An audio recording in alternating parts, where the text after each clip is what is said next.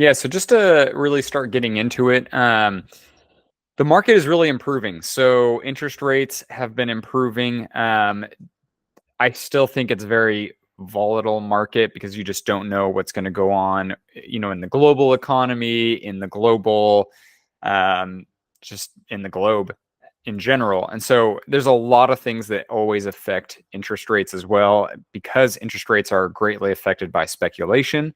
So as of right now, interest rates have been really improving and doing a lot better. I think I just quoted someone on a refinance that we can get them a little less than 5.875.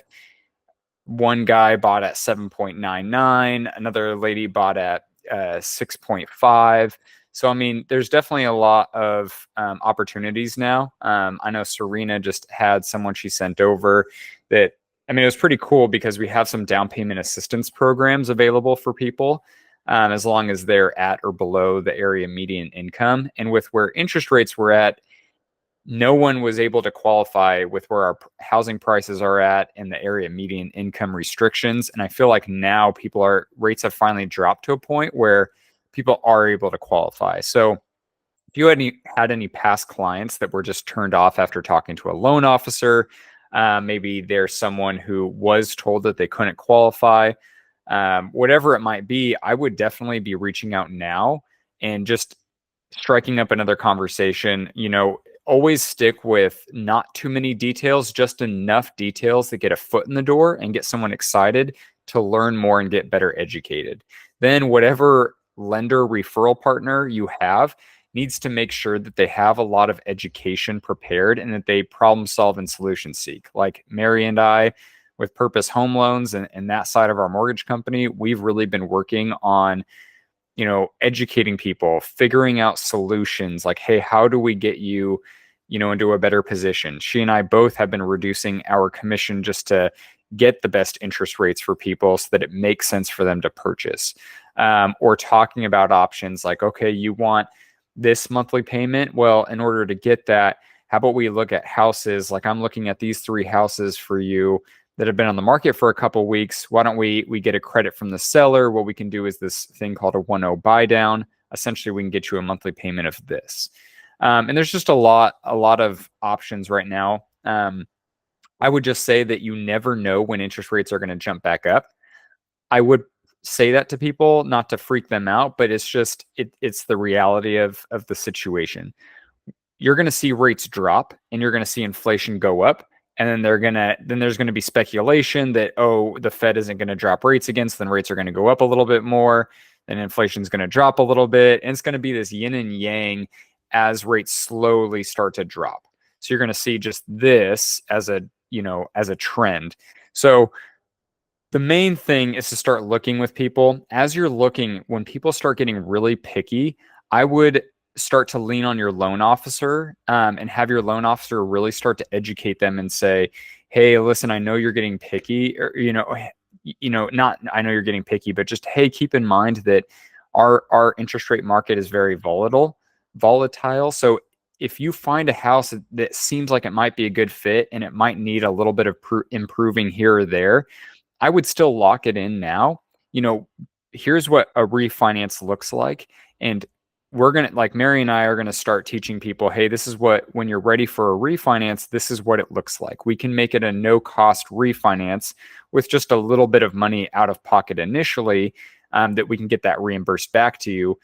But this is what it would look like, and this is how much money you could take out in the future, and blah, blah, blah. That way it gets them excited when they start looking at a property that maybe it needs a little bit of updating, or they're having a hard time justifying the monthly payment cost. But once we talk to them about what a refinance looks like, they get excited again. So just make sure you're communicating with your client, but more importantly, you're communicating with your partners. As I'm sitting down with agents and talking with them, in other companies, I've been telling them the same thing. Hey, we're here to help you close more deals. Look at us as a partner. And this is how I think it would be great for you to look at us as a partner. When you have these situations, talk with us so that you and I can brainstorm ideas to not just get someone excited, but figure out a solution to the problem that's preventing them from purchasing. So hopefully that makes sense to everyone. But like I said, I'd go through your database, and this is why it's really important to keep really detailed notes at Lofty or whatever CRM you use, and reach out and say, hey, I know it's been a while. Interest rates have really been improving, and and housing prices have not reflected that yet, which just means it's a good time to get a good deal. I'd love to schedule a time to talk with you and see, um, if things have improved enough where it makes sense for you to purchase. I would have that conversation. You don't need to say where interest rates are at. If someone asks, you just say, hey, I just know that they've really improved, and it's very case by case. Let's set up a time right now to talk to a loan officer. Don't send them a loan officer's contact and say, give them a call. I would say, let me put you in a group text, or let's set up a time. When is a good time I can have, someone give you a call. From there, just make sure that whoever you're referring it to, you have that partnership established where hey, this is what we want to do and how we're going to get them to that goal, and get them excited, and not just excited, like I said, that they feel educated and ready to move forward. So that is the update with the interest rate market.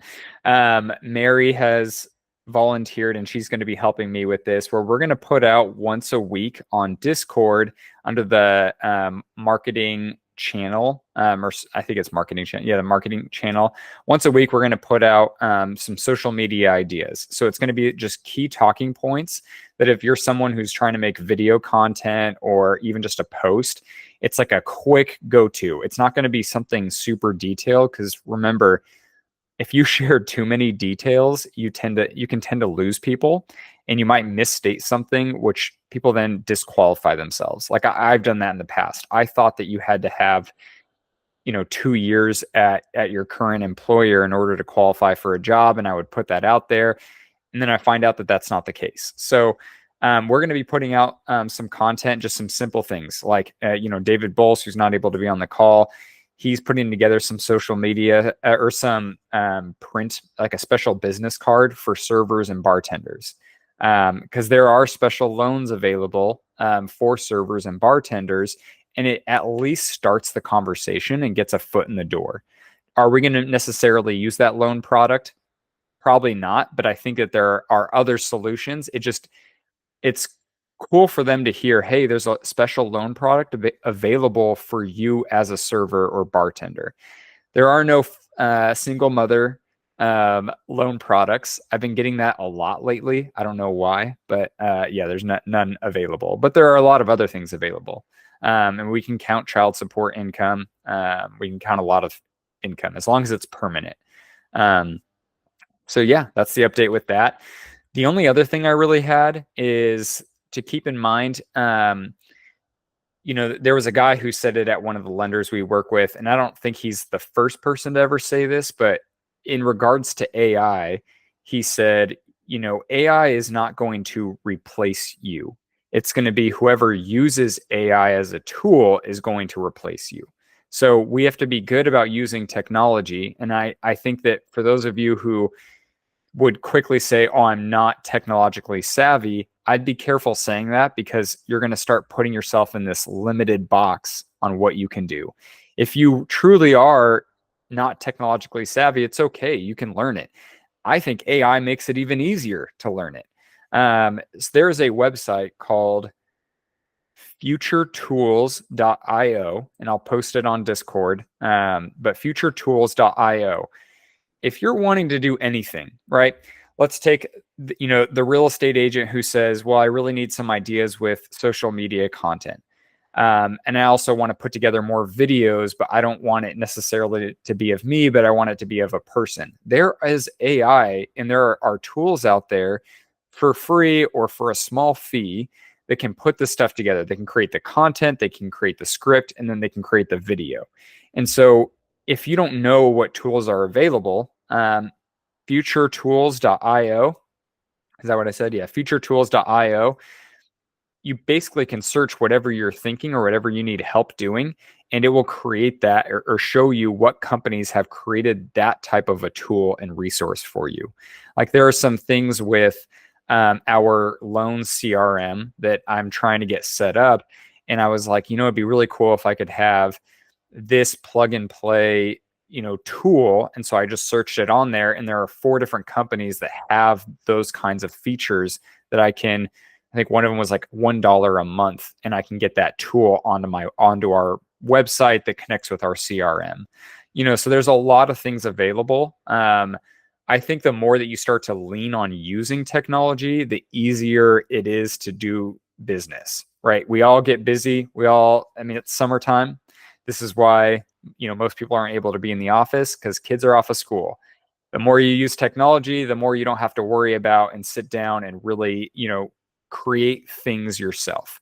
I mean, and that's anything, if you need a scheduling tool, if you want to learn something, I use ChatGPT to learn all about putting together syndications, funds, real estate investment trusts, because I've had a lot of people ask me about it.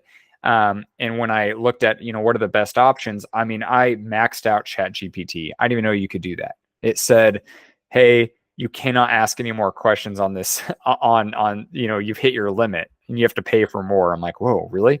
But honestly, I mean, I feel so educated on a lot of this stuff because of those tools.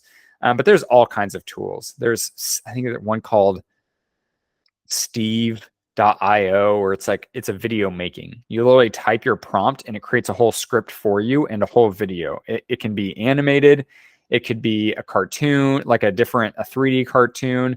It could be graphics, or it could be actual people and text going across the screen. You can even do it with a voice. The voice sounds like a robot to me, but I mean, yeah, if you're looking to make social media content, it's pretty amazing. So, but lots of stuff out there. Whatever you think that you might need help with, it probably has it out there. If you need help, I mean, don't ask it too many, legal stuff. Probably reach out to me with some of that stuff. But if you need help with, Vanessa, help with some short sale, like simple details and steps to take, boom. You can copy and paste a website. Oh, this was the one I was thinking of. I had an agent who said, hey, my competition in Yuba City tends to get a lot of organic business through their website, and I can't figure out how. I've just heard that they do. And I said, oh man, watch this. So we copied and pasted their website, put it on ChatGPT, and I think one other software tool that I found on futuretools.io. I searched for something like, check out my competition and what they do. But, what it came down to is they ChatGPT told them exactly the ads they're running on Google and like their key talking points on all of their ads. The other tool found out that whenever a lead submitted a form, it captured their email, and they were using another tool to monitor the email called My Likely Movers. I think you could just Google it, mylikelymovers.com or something like that. It monitors people's emails. And when you're in Google Chrome and how you're logged into your email account, if you start searching something that is a key indicator that people who search for that thing typically end up selling in the next couple of months, it notifies that brokerage, and they come back and they call and say, hey, I don't know if you've been thinking about selling, but we'd love to sit down and talk with you, or whatever their pitch is. And I'm pretty sure you can use an AI tool to create a call script, and it's pretty crazy. They just use some simple technology, but they close a lot of business doing it. And so if anyone needs more help with that, or if you have something you're struggling with and you're looking for technology, or you're open to using technology to help you with whatever you're struggling with, please reach out to me and I'd be happy to help you.